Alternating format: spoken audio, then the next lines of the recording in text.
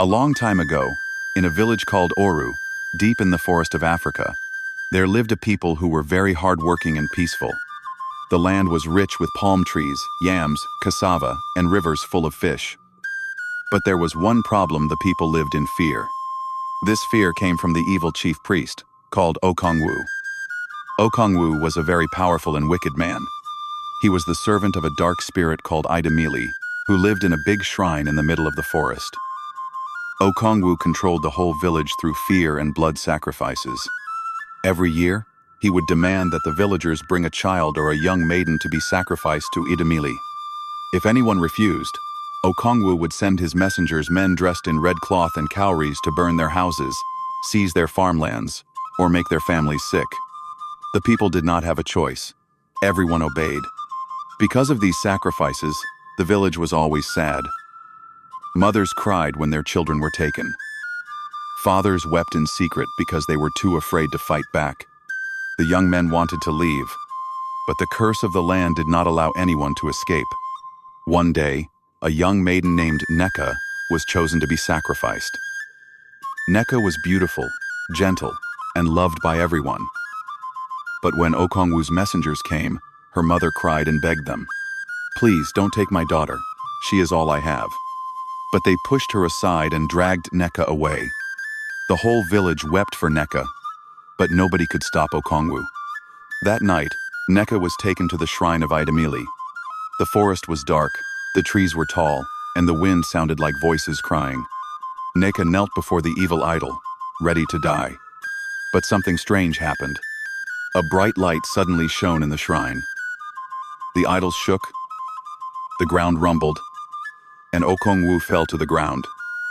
A tall man in white robes appeared, holding a staff with a cross on it. "Leave this child alone," the man shouted.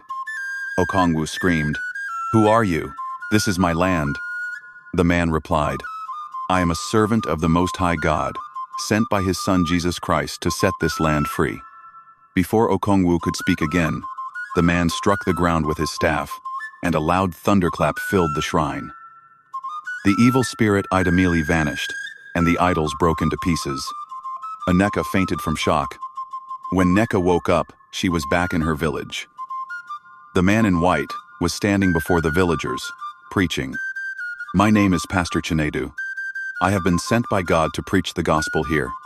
The evil power in the shrine is broken. You are free. No more sacrifices, no more fear." The villagers looked at one another, not knowing if to believe him. But Neka stood up and told them what she saw: the light, the voice, the destruction of the idols. Slowly, the people began to believe. They followed Pastor Chinedu to the shrine. When they got there, they saw that the idols were truly broken, and Okongwu was sitting on the ground, blind and powerless. "Whoever follows this, Jesus shall never fear again," Pastor Chinedu declared. The villagers decided to burn the old shrine and clear the land. In its place, they built a small church with their hands. It was made of mud walls, palm leaves for the roof, and wooden benches.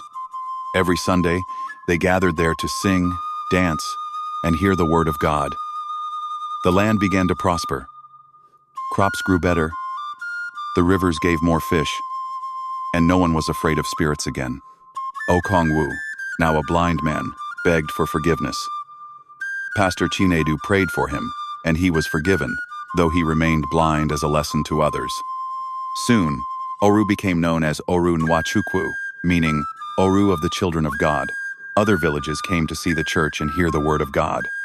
Pastor Chinedu trained young men to preach the gospel. Neka herself became a great woman of faith, teaching other women about the love of Jesus. Years passed, and the church grew bigger. They replaced the mud building with a strong house of bricks, with a tall cross standing above it. Bells rang every morning, and songs of joy filled the air. No more sacrifices, no more fear, no more Okongwu's power. The land was truly free. And that was how the church took over the land of Oru from the evil chief priest, and brought light, peace, and the love of God to the people.